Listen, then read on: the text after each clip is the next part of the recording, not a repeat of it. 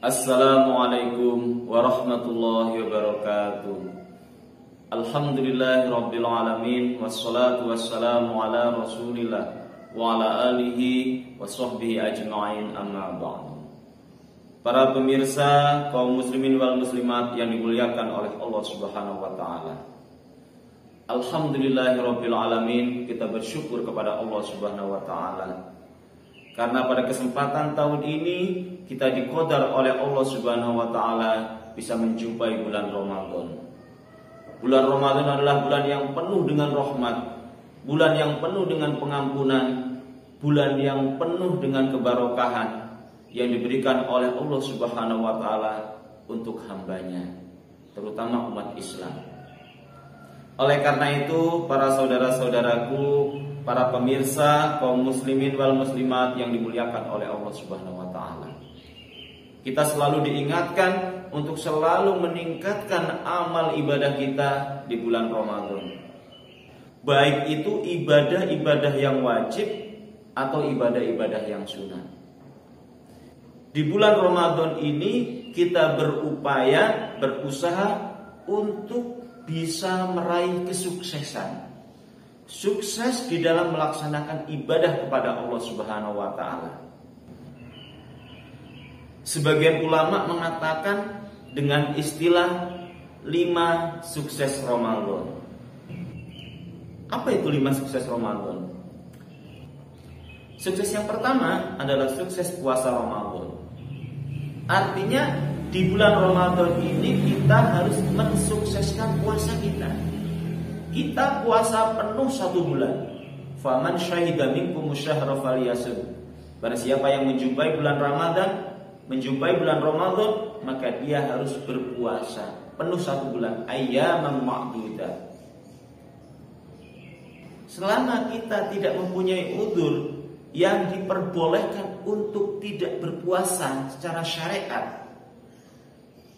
Kalau kemurahannya itu di dalam surat Al-Baqarah, faman kana minkum maridun aw ala safarin fa'iddatun min ayyamin ukhra. Umat Islam ketika dia sedang dalam bepergian atau sakit boleh tidak berpuasa. Nah, ketika tidak mempunyai udzur musafir atau sakit, maka harus sempurna melaksanakan puasa 1 bulan, ayyaman ma'dudah, 29 hari atau 30 hari. Itu harus dilaksanakan sempurna 1 bulan. Dan juga perlu diingat, di dalam kita melaksanakan ibadah puasa, kita harus menjauhi hal-hal yang bisa menghilangkan pahala puasa kita, hal-hal yang bisa membatalkan pahala puasa kita. Rasulullah SAW bersabda, "Malam yada qaula zur wal amala bihi falaisa lillahi hajatan fi ayyada ta'amahu wa syarabahu."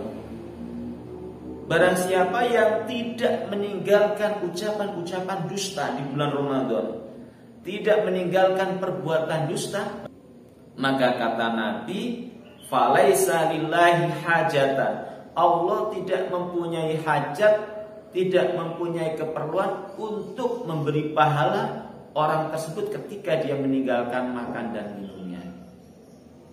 Artinya apa?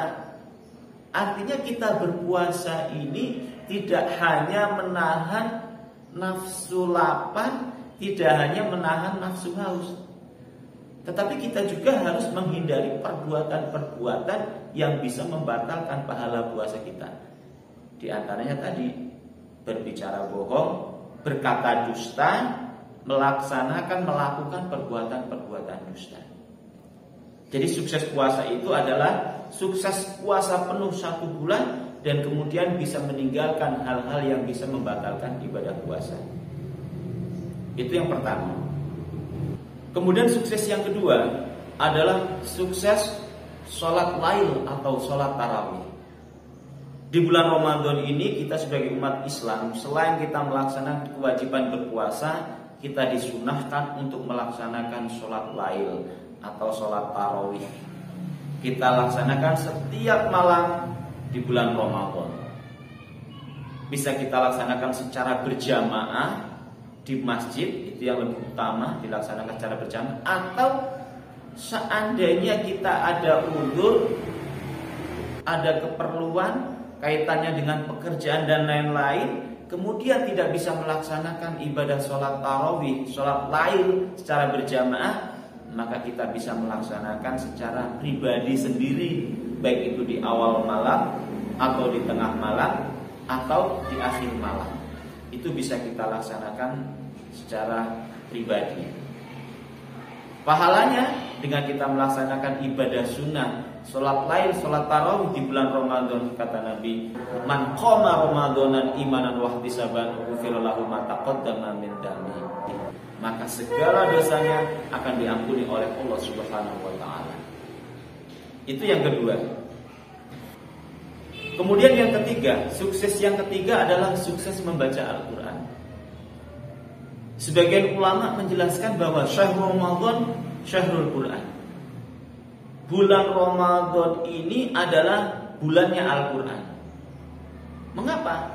Karena banyak sekali kejadian-kejadian sejarah yang kaitannya dengan Al-Quran itu bertepatan di bulan Ramadan. Termasuk turunnya Al-Quran, nuzulul Quran, itu adalah di bulan Ramadan. Allah berfirman dalam surat Al-Baqarah ayat 185, Syahrul Ramadan alladzi unzila fihil Quran hudan linnasi wa bayyinatin minal huda wal furqan. Jadi bulan Ramadan adalah bulan turunnya Al-Quran.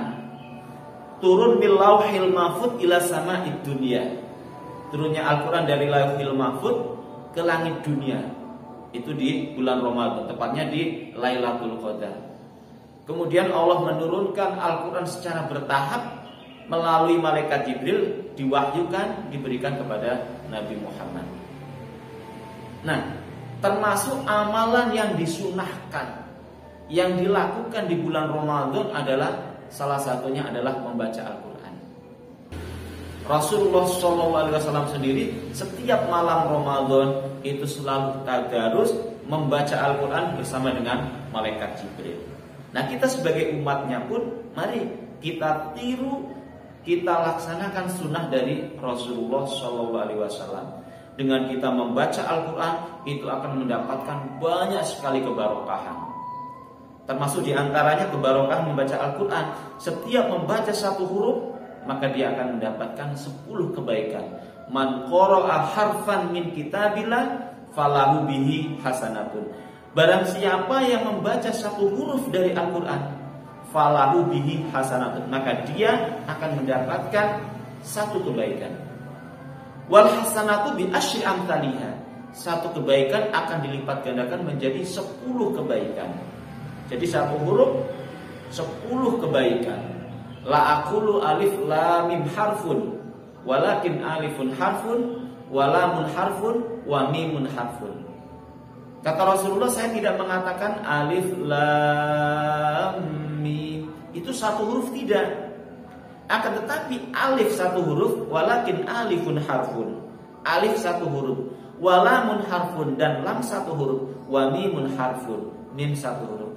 Artinya dengan kita membaca alif lam mim itu mendapatkan 30 kebaikan. Kemudian di bulan Ramadan dilipat gandakan lagi oleh Allah bi asyri amthaliha ila masya Allah. 10 kali lipat sampai sekehendak Allah. Oleh karena itu diupayakan di bulan Ramadan ini kita bisa mengkhatamkan membaca Al-Quran. Itu sukses yang ketiga, sukses membaca Al-Quran. Kemudian sukses yang keempat. Sukses yang keempat adalah sukses di dalam meraih Lailatul Qadar. Para pemirsa, kaum muslimin wal muslimat yang dimuliakan oleh Allah Subhanahu wa taala. Di bulan Ramadan ini juga ada malam yang istimewa. Apa itu? Yaitu malam Qadar atau Lailatul Qadar. Lailatul Qadar itu adanya di bulan Ramadan, yaitu di 10 malam yang terakhir di bulan Ramadan. Kemudian apa istimewanya Lailatul Qadar? Dalam sebuah riwayat pernah Rasulullah SAW bercerita kepada para sahabat, Zakara Rasulullah sallallahu alaihi wasallam yauman arba'atan min bani Israila abadullah thamanina ama lam ya'suhu tarfata aini. Pernah Rasulullah bercerita kepada para sahabat, menceritakan tentang kisah 4 orang dari Bani Israel, lam ya'suhu tarfata aini. Selama hidupnya dia ibadah abadullah thamanina ama, beribadah selama 80 tahun, lam ya'suhu tarfata aini, dia tidak pernah berbuat maksiat sekejap mata pun. Siapa mereka? Yaitu Zakaria, wa Yahya, wa Hizkil bin Azus, wa Yusha bin Nun. Jadi 4 orang ini selama 80 tahun tidak pernah berbuat maksiat. Dikisahkan seperti oleh Rasulullah. Kemudian yang terjadi apa? Yang terjadi fa'ajabat ashabu Rasulillah an dzalik.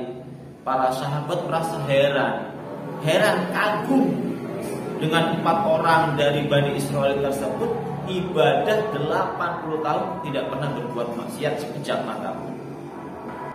Kemudian fa'atahu Jibril. Faqala ya Muhammad, ajibta wa ummatuka min ibadati haula'in nafari abadullah thamanina ama lam ya'suhu tarfata ainin. Faqad anzalallahu khairan min dzalik. Hei Muhammad, jadi setelah Nabi Muhammad mengisahkan tentang 4 orang yang beribadah kepada Allah 80 tahun tidak maksiat, kemudian para sahabat merasa kagum, heran. Waktu itu malaikat Jibril datang. Hei Muhammad, kamu dan umatmu heran kepada 4 orang tersebut yang ibadah 80 tahun tanpa maksiat. Padahal faqad anzalallahu khairan min dzalik. Ngapain kamu heran? Allah itu menurunkan sesuatu yang lebih baik daripada itu.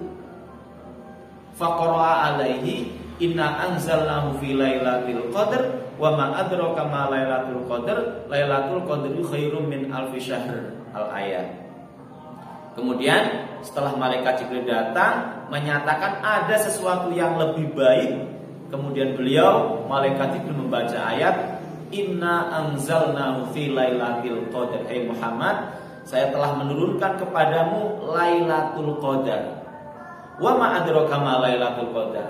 Apa sih Lailatul Qadar itu? Lailatul Qadri khairum min alfi syahr. Malam Qadar, Lailatul Qadar itu lebih baik daripada ibadah 1000 bulan. Jadi kalau kita ibadah sebagai umat Islam di bulan Ramadan ini, kita melaksanakan ibadah di malam Qadar, itu pahalanya khairum min alfi syahr. Lebih baik daripada ibadah 1000 bulan. Kurang lebih 83 tahun lebih. Oleh karena itu para saudara-saudaraku kaum muslimin wal muslimat, para pemirsa yang budiman, mari kita memanfaatkan momentum Ramadan ini untuk bisa meraih sukses di dalam melaksanakan ibadah pada Lailatul Qadar, agar kita bisa mendapatkan pahala sama dengan orang yang ibadah selama 1000 bulan. Itu sukses yang keempat, sukses di dalam meraih Lailatul Qadar. Kemudian sukses yang kelima adalah sukses zakat fitrah. Kita sebagai umat Islam di akhir Ramadan sebelum kita melaksanakan Idul Fitri, kita berkewajiban untuk menunaikan zakat fitrah. Zakat fitrah adalah merupakan kewajiban seluruh umat Islam.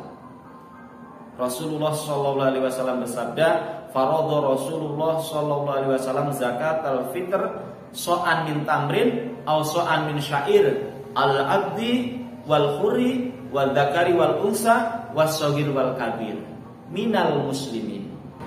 Artinya Rasulullah mewajibkan zakat fitrah bagi umat Islam. 1 sok dari kurma atau 1 sok dari gandum. Artinya makanan pokok yang dimakan sehari-hari.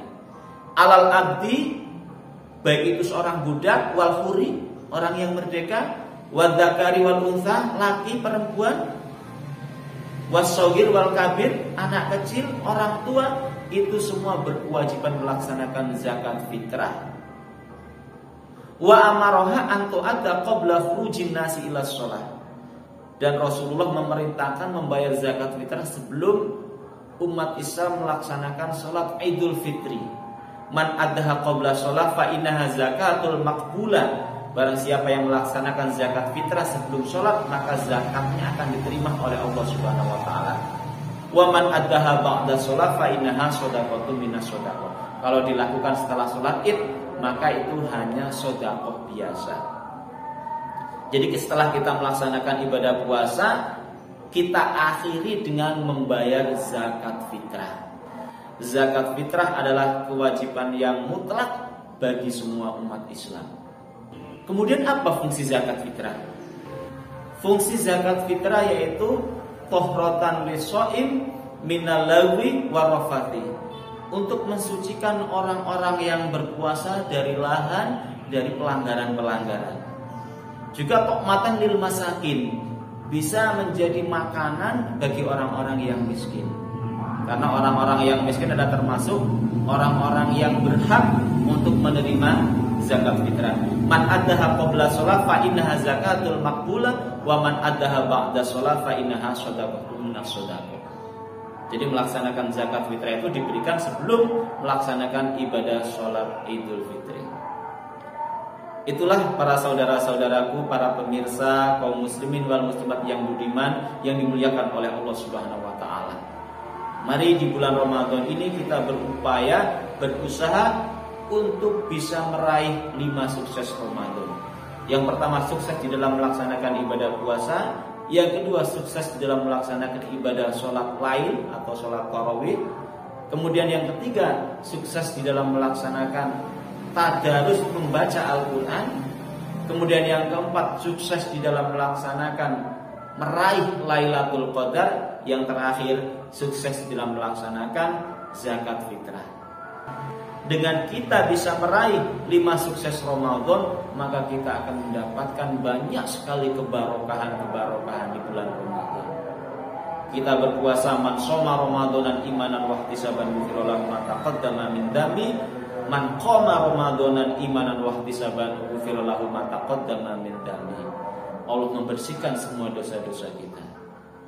Demikianlah para pemirsa kaum muslimin wal muslimat yang dimuliakan oleh Allah Subhanahu wa taala. Mudah-mudahan Allah memberikan manfaat dan barokah. Atas perhatiannya diucapkan terima kasih. Jazakumullahu khairan. Wassalamualaikum warahmatullahi wabarakatuh.